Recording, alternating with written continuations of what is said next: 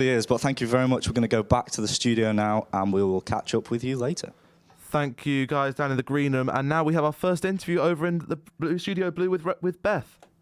Hello, and just before our first interview of the evening, we will be learning a bit more about the role, which is BAME officer. Black, Asian, minority, ethnic, BAME officer. The BAME students' officers represent the views of students at York who self-define as BAME, which is including but not limited to students of African, Asian, Arab and Latin American heritages.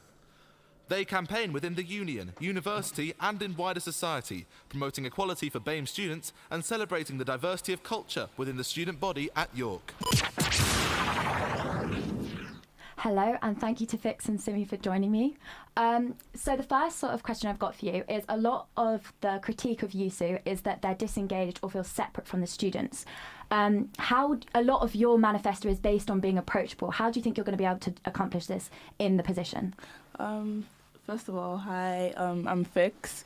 So we're both members of the African Caribbean Society and the Nigerian Society, so we know the in and out of people in the school, and because we know how people are, how to approach them, and we have lots of friends who are in these groups, we can kind of go about our way. We have connections with the presidents of both societies. Yeah. We've worked with a lot of people from other societies, so in terms of that, just we know how to kind of approach them in that way and get to them, yeah. So would this be done through, in terms of your connection to BAME students, do you think this would be done on a society level? What about the students that maybe aren't engaged in that sort of side of the university? I think both. We could do it through like social media, which is mainly how we all communicate, and then we can eventually allow them to branch through like societies and get them to include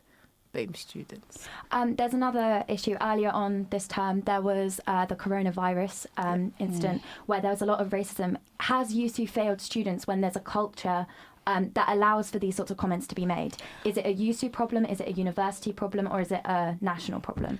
I think it stems from systematic racism. So it's obviously from the top, but each institution has a role to play in the racism of people, especially the Asian students in the school. So I feel, although USU kind of put out a statement saying, they don't support this, I feel like a stronger stand could have been made to say, okay, this is not allowed. We do not tolerate this discrimination. This is like a hate crime and you could be in prison for this. So I feel like a stronger stand could have been put down. But I just feel like... I feel like it's a national problem as well, because it's happening all over the world. People are like either just being extremely rude to Asian people, just assuming that they're from China or something and just acting differently towards them. Yeah, we've got a very short time. In fact, it's the end of your thing. If there's one policy that you could get through, what would it be from your manifesto? I think changing the curriculum, the Why Is My Curriculum White campaign, in order to ensure that the curriculum's more diverse, yeah.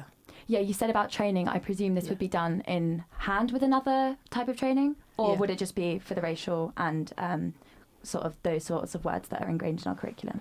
I think overall, like including reading lists and things so that what we read is more inclusive of authors from BAME backgrounds. Yeah. Thank you very much for your time. I will wish you luck. We'll move on to the next interview. Thank you. Thank you very much.